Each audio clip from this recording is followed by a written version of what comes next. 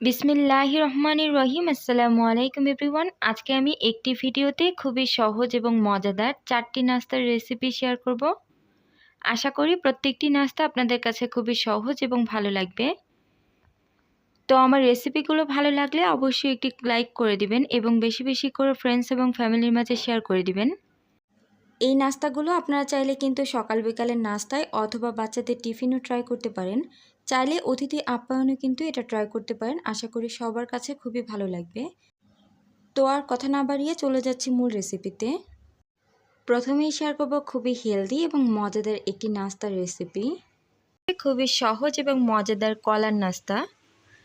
অতিরিক্ত পাকা কলা ফেলে না দিয়ে আপনারা কিন্তু ঝটপটভাবেই মজাদার নাস্তাটি তৈরি করে নিতে পারেন। এই নাস্তাটি তৈরি করা খুবই সহজ আর খেতে কিন্তু দুর্দান্ত টেস্টি হয়ে থাকে।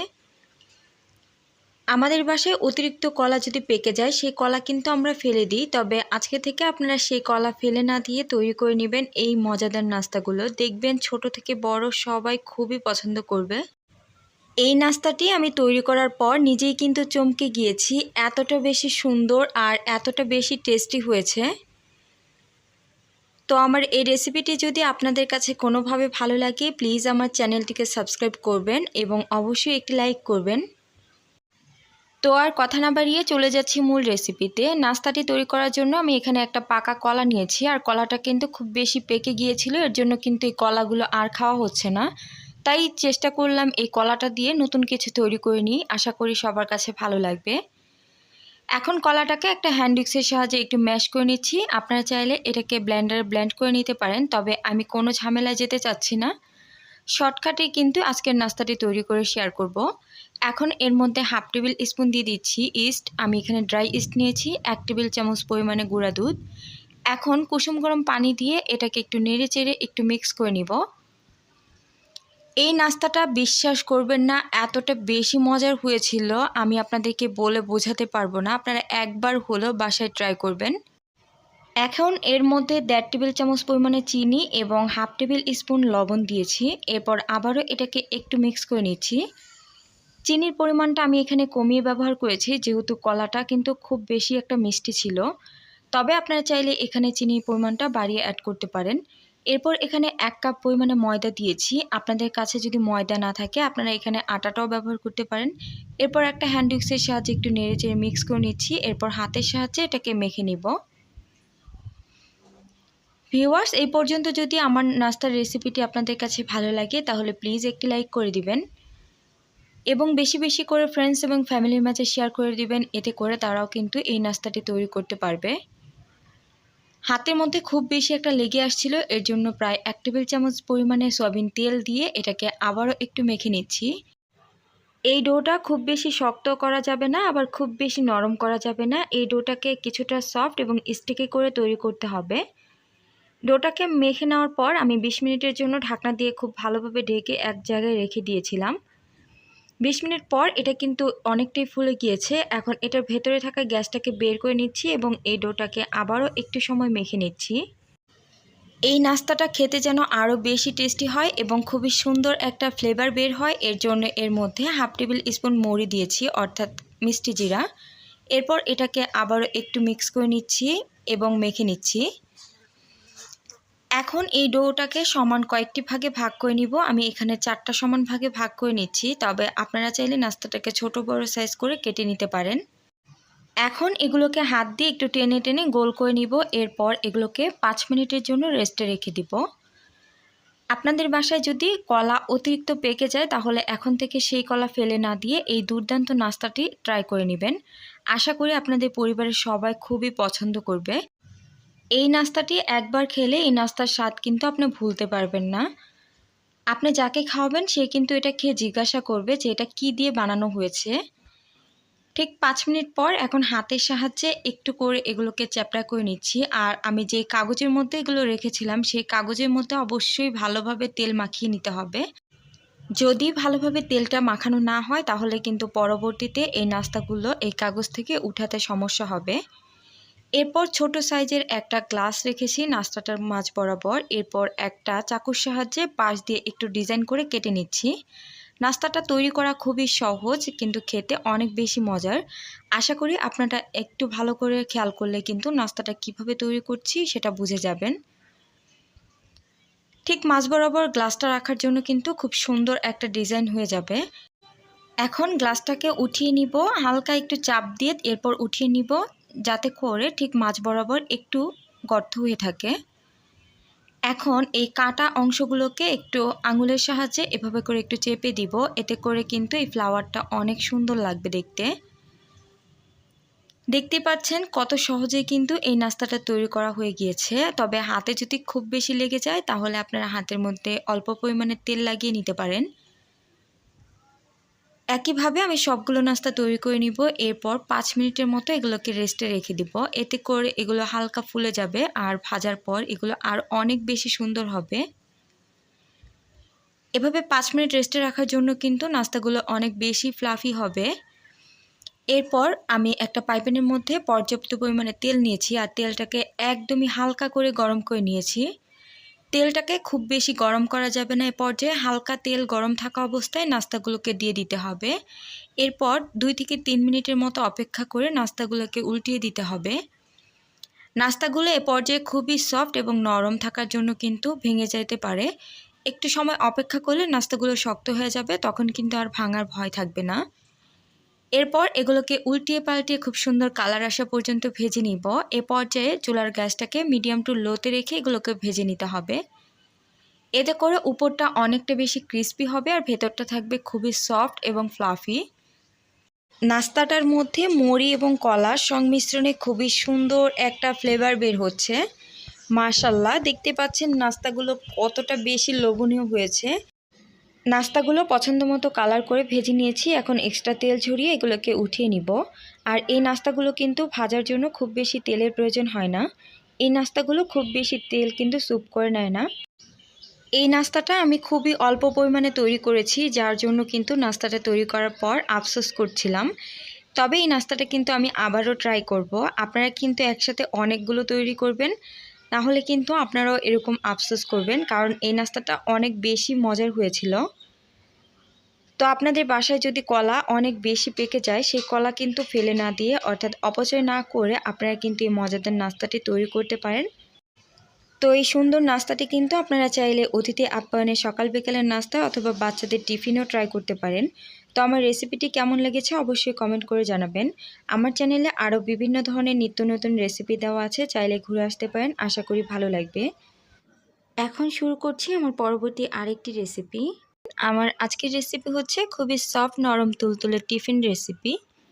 এই টিফিনগুলো আপনারা মাত্র 5 মিনিটে কিন্তু তৈরি করে নিতে পারবেন। তৈরি করা যেমন সহজ, খেতেও কিন্তু ভীষণ মজাদার হয়ে থাকে। এই নাস্তাগুলো উপর থেকে হালকা ক্রিস্পি আর ভেতর থেকে অনেক বেশি ফ্লাফি এবং সফট। এই নাস্তাগুলো কিন্তু আপনারা তৈরি করে বাচ্চাদের টিফিনে অথবা সকাল বিকালের নাস্তা ট্রাই করতে পারেন।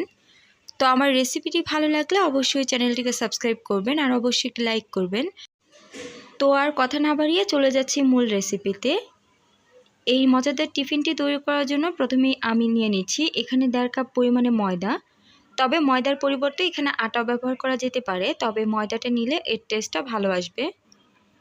এখন ময়দাটাকে খুব ভালোভাবে একটু চালনির সাহায্যে চেলে নিচ্ছি, এতে করে ভেতরটা অনেক বেশি ফ্লাফি হবে।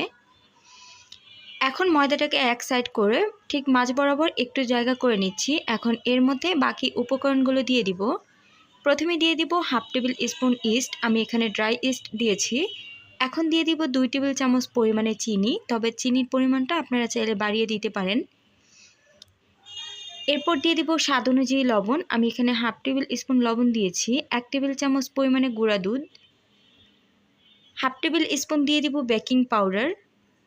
এরপর কুসুম গরম পানি দিয়ে নেড়ে চেড়ে একটা স্প্যাচুলার সাহায্যে একটু মিক্স করে নিব। তবে আপনারা অবশ্যই এই কাজটা হাতের সাহায্যেও করে নিতে পারেন। নেড়ে চেড়ে কিছু সময় এরপর আমি হাতের সাহায্যে এই খামিটাকে খুব ভালোভাবে একটু মেখে নিব। এই খামিটাকে একটু খুব সুন্দরভাবে মেখে নেবেন, এতে করে আপনাদের নাস্তাগুলো খুব সুন্দর হবে।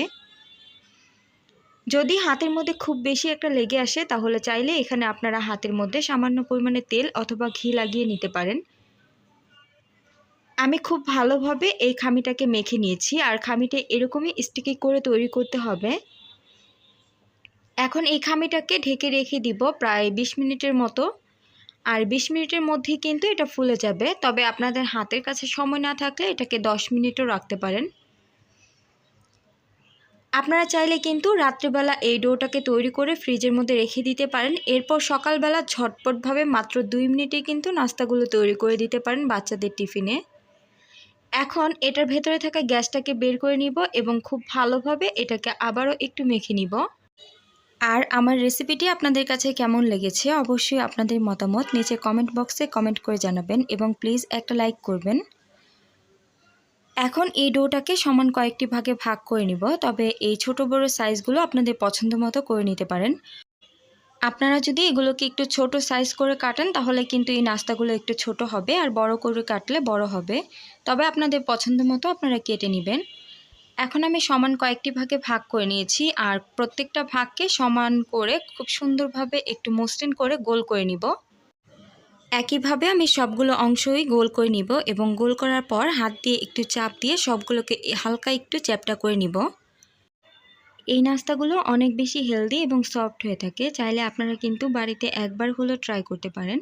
নাস্তাগুলো ভাজার জন্য ফ্রাই প্যানের মধ্যে 1 টেবিল চামচ পরিমাণে ঘি দিয়েছি এবং ঘিটাকে খুব ভালোভাবে ছড়িয়ে নিচ্ছি। এখন ফ্রাই প্যানের মধ্যে নাস্তাগুলো দিয়ে দিব। তবে নাস্তাগুলো একটু ফাঁকা করে দিব, এতে করে ভাজতে সুবিধা হবে, কারণ নাস্তাগুলো ভাজার পর একটু ফুলে ডাবল হয়ে যাবে। নাস্তাগুলো দিয়ে কিছু সময় অপেক্ষা করব। এরপর এগুলোকে উল্টিয়ে দিব। এভাবে উল্টিয়ে পাল্টিয়ে খুব সুন্দর কালার আসা পর্যন্ত এগুলোকে ভেজে নিব। চুলার গ্যাসটাকে একদম মিডিয়াম টু লোতে রেখে এগুলোকে ভেজে নিতে হবে, না হলে উপর থেকে কালার চলে আসবে, ভেতর থেকে কাঁচা থাকবে। তবে আপনাদের হাতের কাছে যদি ঘি অথবা বাটার না থাকে চাইলে কিন্তু আপনারা ঘি বাটার ছাড়াও এটাকে এমনিতেও ভেজে নিতে পারেন। এতে করেও কিন্তু খেতে অনেক ভালো লাগবে। খুব সুন্দর একটা কালার এসেছে। এখন আমি এগুলোকে চুলা থেকে নামিয়ে নিব। দেখতে পাচ্ছেন কতটা ফুলকো হয়েছে আর খুবই ফ্লাফি হয়েছে ভেতর থেকে। তো আমার রেসিপিটি ভালো লাগলে অবশ্যই আমার চ্যানেলটিকে সাবস্ক্রাইব করে পাশে থাকবেন, আর অবশ্যই পাশে থাকে বেল আইকনের অল অপশনে ক্লিক করবেন। এতে করে আমি যখনই ভিডিও আপলোড করব সাথে সাথে আপনাদের ফোনে নোটিফিকেশন চলে যাবে। আশা করি দেখেই বুঝতে পারছেন নাস্তাটা কতটা পারফেক্ট হয়েছে। এই নাস্তাগুলো তৈরি করার পর অনেক সময় পর্যন্ত এরকমই সফট এবং ফ্লাফি থাকবে। এখন শুরু করছি আমার পরবর্তী আরেকটি নতুন রেসিপি। আজকে আমি খুবই ইউনিক একটি নিমকির রেসিপি শেয়ার করব। আশা করি সবার কাছে খুবই ভালো লাগবে। ঝাল, নোনতা এবং মিষ্টি তিনটার সংমিশ্রণে নিমকিটা জাস্ট খেতে অসাধারণ হয়েছে। শুধু তাই নয়, মুখে দিলে মিলিয়ে যাবে, এতটাই সফট এবং ক্রিস্পি। আপনারা যদি একবার এই নিমকিটা বাসায় তৈরি করেন আপনারা কিন্তু বারবার তৈরি করবেন। শুধু তাই নয়, বাহিরের কেনা নিমকি খাওয়া ভুলে যাবেন। তো আমার রেসিপিটি ভালো লাগলে অবশ্যই একটি লাইক করবেন এবং চ্যানেলটিকে সাবস্ক্রাইব করবেন। তো চলুন মূল রেসিপিটি শুরু করা যাক। প্রথমেই নিমকি তৈরি করার জন্য এখানে নিয়ে নেব 1 কাপ পরিমাণে ময়দা, আর ময়দাটাকে অবশ্যই একটু চেলে নেওয়ার চেষ্টা করবেন। এতে করে নিমকিটা অনেক বেশি ক্রিস্পি হবে। এখন এই ময়দার মধ্যে দিয়ে দিব উঁচু করে 1/2 টেবিল স্পুন লবণ, দিয়ে দিব 1 টেবিল চামচ পরিমাণে কালো জিরা। কালো জিরাটাকে আমি খুব ভালোভাবে ধুয়ে পানিটাকে ঝরিয়ে নিয়েছি। কালো জিরার মধ্যে বিভিন্ন ধরনের ময়লা থাকে, এর জন্য অবশ্যই কালো জিরাটাকে ধুয়ে ব্যবহার করবেন।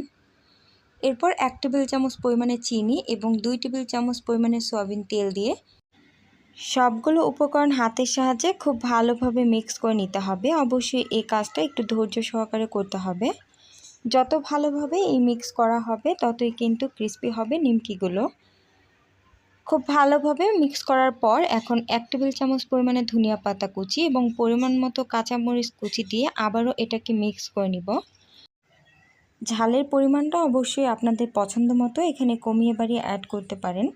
এখন নর্মাল পানি অল্প অল্প করে অ্যাড করে একটা টাইট একটা খামি তৈরি করে নিব। এই খামিটা কোনোভাবেই নরম করে তৈরি করা যাবে না, শক্ত করে তৈরি করতে হবে। এখন এই খামিটাকে 5 মিনিটের মতো রেস্টে রেখে দিব। অবশ্যই একটা ঢাকনা দিয়ে ঢেকে রাখতে হবে, না হলে উপরটা ড্রাই হয়ে যাবে। 5 মিনিট পর এই খামিটা কিন্তু কিছুটা সফট হয়ে গিয়েছে। এখন হাতের সাহায্যে এটাকে আবারও কিছু সময় একটু মেখে নিব।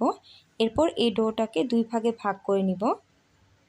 এই খামিটা আপনারা যদি পারফেক্টভাবে তৈরি করতে পারেন তাহলে আপনাদের প্রত্যেকটা নিমকি কিন্তু একদম পারফেক্ট হবে। একটা অংশ নিয়ে উপরে অল্প পরিমাণে ময়দা ছিটিয়ে যতটা সম্ভব পাতলা করে রুটি বেলে নিতে হবে। আমি যতটা সম্ভব একটা পাতলা রুটি তৈরি করে নিচ্ছি। আশা করি দেখেই বুঝতে পারছেন আমি কতটা পাতলা করে রুটিটাকে তৈরি করে নিয়েছি। এখন এই রুটির উপরে খুব ভালোভাবে তেল মাখিয়ে নিব। আপনারা চাইলে একটা ব্রাশের সাহায্যেও তেলটাকে ব্রাশ করে নিতে পারেন।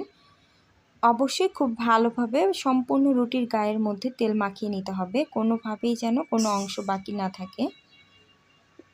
তেল দেওয়ার পর এর উপরে 1 টেবিল চামচ পরিমাণে ময়দা ছিটিয়ে এই ময়দাটাকে আবারও খুব ভালোভাবে তেলের সাথে মিক্স করে নিব। এখন রুটিটার এক পাশ থেকে খুব সুন্দরভাবে পেঁচিয়ে পেঁচিয়ে একটা টাইট একটা রোল তৈরি করে নিতে হবে। আপনারা যদি প্রত্যেকটা টিপস ফলো করে এই নিমকিটা তৈরি করেন, আপনারা একবার তৈরি করার পর আপনারা নিজেরাই কিন্তু অবাক হয়ে যাবেন যে বাসায় তৈরি নিমকিও এতটা টেস্টি হয়ে থাকে। এখন এই রোলটাকে 2 ভাগে ভাগ করে নিব এবং 2টা অংশকে আমি সমান 8টি ভাগে ভাগ করে নিব। এখানে আপনাদের পছন্দ মতো আপনারা ছোট বড় সাইজ করে এগুলোকে কেটে নিতে পারেন। আপনারা যদি এগুলোকে ছোট করে কাটেন তাহলে কিন্তু নিমকিগুলো ছোট সাইজের হবে, আর বড় করে কাটলে নিমকিগুলো বড় হবে। এখন একটা অংশ নিয়ে যতটা সম্ভব পাতলা করে একটা রুটি বেলে নিচ্ছি। এরপর এই রুটির গায়ের মধ্যে আবারও তেল লাগিয়ে নিব।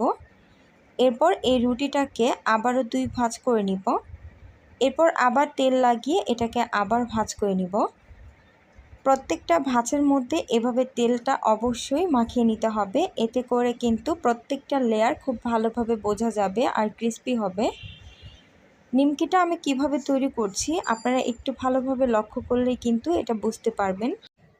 খুব সহজেই কিন্তু নিমকিগুলো তৈরি করা হয়ে গিয়েছে। এখন নিমকিটা যেন সম্পূর্ণভাবে উপরের দিকে ফুলে না ওঠে, এর জন্য নিমকির গায়ে একটা কাঁটা চামচের সাহায্যে একটু ছিদ্র করে দিচ্ছি। একইভাবে আমি সবগুলো নিমকি তৈরি করে নিয়েছি। নিমকিগুলো প্রত্যেকটাই কিন্তু খুবই সুন্দর হয়েছে। এখন নিমকিগুলোকে ভেজে নিব। ভাজার জন্য পর্যাপ্ত পরিমাণে সয়াবিন তেল খুব ভালোভাবে গরম করে নিয়েছি। অবশ্যই নিমকি কিন্তু চেষ্টা করবেন ডুবো তেলের মধ্যে ভাজার জন্য, এতে করে কিন্তু নিমকিগুলো খুব সুন্দরভাবে ভাজা হবে। এরপর আমি 5টা নিমকি দিয়েছি। এখানে 5টা নিমকি দিয়ে নেড়েচেড়ে এটাকে খুব ভালোভাবে ভেজে নিব। নিমকিটাকে দেওয়ার পর সাথে সাথে নাড়া দেওয়া যাবে না, যখন কিছুটা সাদা হয়ে আসবে ঠিক তখন এগুলোকে উল্টিয়ে দিতে হবে। এরপর উল্টিয়ে পাল্টিয়ে খুব সুন্দর কালার আসা পর্যন্ত এগুলোকে ভেজে নিতে হবে। চুলার গ্যাসটাকে মিডিয়াম টু লোতে রেখে নিমকিগুলোকে ভেজে নিতে হবে, এতে করে ভেতর থেকে নিমকিগুলো ক্রিস্পি হবে। চুলার গ্যাসটাকে বাড়িয়ে নিমকিগুলো ভাজলে উপর থেকে কালার চলে আসবে, ভেতর থেকে ক্রিস্পি হবে না। একইভাবে আমি সবগুলো নিমকি ভেজে নিয়েছি। আর যদি আপনারা প্রত্যেকটা টিপস ফলো করে এই নিমকিগুলো একবার বাসায় তৈরি করেন, প্রথমবারেই কিন্তু আপনাদের প্রত্যেকটা নিমকি এতটা বেশি পারফেক্ট হবে যে আপনারা তৈরি করার পর নিজেরাই অবাক হয়ে যাবেন। এই নিমকিগুলো একসাথে অনেকগুলো তৈরি করে একটি ঢাকনাযুক্ত বক্সের মধ্যে প্রায় 1 মাসেরও বেশি সময় পর্যন্ত সংরক্ষণ করে রাখতে পারেন। নিমকিগুলো কিন্তু এরকমই সফট এবং ক্রিস্পি থাকবে। নিমকিটা কতটা বেশি ক্রিস্পি হয়েছে আশা করি দেখেই বুঝতে পারছেন। আমি আপনাদেরকে বলে বোঝাতে পারবো না এই নিমকিটা কতটা বেশি টেস্টি হয়েছে। ঝাল, নোনতা এবং মিষ্টি 3টার সংমিশ্রণে নিমকিটা জাস্ট অসাধারণ হয়েছে। আমি আপনাদেরকে রিকোয়েস্ট করব আপনারা অবশ্যই একবার হলো বাসায় ট্রাই করবেন এবং কমেন্ট করে জানাবেন কেমন হয়েছে। এখন শুরু করছি আরেকটি সহজ এবং মজাদার ক্রিস্পি নাস্তার রেসিপি। আজকে আমি খুবই সহজ এবং মজাদার মুচমুচে আলু পাকোড়া রেসিপি শেয়ার করব। এই আলু পাকোড়াটা এত বেশি ক্রিস্পি হয়ে থাকে যে মুখে দিলেই কিন্তু মিলিয়ে যাবে, আর এত সফট এবং ক্রিস্পি। অনেক সময় আলু পাকোড়া তৈরি করলে আলু পাকোড়াগুলো কিন্তু শক্ত হয়ে যায় অথবা লেয়ারগুলো খুব সুন্দরভাবে বোঝা যায় না। তবে আমি খুবই অল্প উপকরণে আজকে ঝটপটভাবে আলু পাকোড়া শেয়ার করব। আশা করি আপনাদের সবার কাছে ভালো লাগবে। তো আমার রেসিপিটি যদি আপনাদের কাছে কোনোভাবে ভালো লাগে তাহলে অবশ্যই একটা লাইক করবেন আর চ্যানেলটিকে সাবস্ক্রাইব করবেন এবং পাশে থাকা বেল আইকনে ক্লিক করে দিবেন, এতে করে আমি যখনই ভিডিও আপলোড করব সাথে সাথে আপনাদের ফোনের নোটিফিকেশন চলে যাবে। তো চলুন মূল রেসিপিটি দেখে নেওয়া যাক। আলু পাকোড়া তৈরি করার জন্য এখানে আমি মিডিয়াম সাইজের 2টা আলু নিয়েছি। আলুগুলোকে খোসা ছাড়িয়ে খুব সুন্দর করে যতটা সম্ভব কুচি করে নিয়েছি, আর লম্বা করে আমি কুচি করে নিয়েছি। তবে আপনারা চাইলে ছোট করে কাটতে পারেন, তবে চেষ্টা করবেন এভাবে লম্বা করে কুচি করে কাটার জন্য। এতে করে কিন্তু আলু পাকোড়াগুলো দেখতে অনেক বেশি সুন্দর হবে। এখন এর মধ্যে দিয়ে দিব পরিমাণ মতো লবণ। এখানে আমি 1/4 টেবিল স্পুন লবণ দিয়েছি। উঁচু করে 1/2 টেবিল চামচ লাল মরিচের গুঁড়া, 1/2 টেবিল স্পুন ধনিয়া গুঁড়া, 2 টেবিল চামচ পরিমাণে ময়দা এবং 2 টেবিল চামচ পরিমাণে চালের গুঁড়া। চালের গুঁড়োটা আপনাদের হাতের কাছে না থাকলে চাইলে আপনারা এটার পরিবর্তে কর্নফ্লাওয়ার অথবা শুধু ময়দা দিয়েও এটা তৈরি করতে পারেন। এখন হাতের সাহায্যে এটাকে মেখে নিব, আর এটার মধ্যে কিন্তু কোনো প্রকার পানি ব্যবহার করব না। কিছু সময় এটাকে মাখতে মাখতে দেখা যাবে আলুগুলো কিন্তু খুবই সফট হয়ে আসবে। হাত দিয়ে যখন আপনারা এভাবে মেখে নেবেন তখন আপনারা নিজেই কিন্তু এটা বুঝতে পারবেন। পর্যাপ্ত পরিমাণে সয়াবিন তেল খুব ভালোভাবে গরম করে নিয়েছি। এখন হাতের মুঠো করে এগুলোকে যতটা সম্ভব একটু একসাথে করে তেলের মধ্যে দিয়ে দিচ্ছি। অবশ্যই তেলটাকে খুব ভালোভাবে গরম করে নিতে হবে, আর সাথে সাথে আলু পাকোড়াগুলোকে নাড়া দেওয়া যাবে না। আলু পাকোড়াগুলো দেওয়ার পর কিছু সময় অপেক্ষা করতে হবে যতক্ষণ না পর্যন্ত খুব সুন্দর একটা কালার আসে। যখন কিছুটা লালচে হয়ে আসবে ঠিক তখন এগুলোকে উল্টিয়ে দিতে হবে, আর এ পর্যায়ে কিন্তু আলু পাকোড়াগুলো কোনোটাই কিন্তু খুলে যাবে না। এখন উল্টিয়ে পাল্টিয়ে খুব সুন্দর কালার আসা পর্যন্ত এগুলোকে ভেজে নিব। মাশাআল্লাহ, প্রত্যেকটা আলু পাকোড়ার কিন্তু লেয়ারগুলো খুব সুন্দরভাবে বোঝা যাচ্ছে আর অনেক বেশি ক্রিস্পি হয়েছে। আপনারা যদি বাসায় এভাবে ট্রাই না করেন আপনারা কিন্তু বুঝতেই পারবেন না। তো ভিউয়ার্স, আপনারা চাইলে কিন্তু এবারে রমজানে ইফতারে এটা ট্রাই করতে পারেন, অথবা বাচ্চাদের টিফিনে অথবা বিকালে চায়ের আড্ডায়ও এটা রাখতে পারেন। আশা করি পরিবারের ছোট থেকে বড় সবাই খুবই পছন্দ করবে। শুধু তাই নয়, এটা খেলে কিন্তু একটি খাওয়ার পর শুধু এটা খেতেই থাকবেন, এতটা বেশি ক্রিস্পি আর টেস্টি হয়ে থাকে। তো ভিউয়ার্স, আমার রেসিপিটি যদি আপনাদের কাছে ভালো লাগে তাহলে প্লিজ একটা লাইক করবেন। তো সবাইকে অসংখ্য ধন্যবাদ জানিয়ে এ পর্যায়ে বিদায় নিচ্ছি। আল্লাহ হাফিজ, আসসালামু আলাইকুম।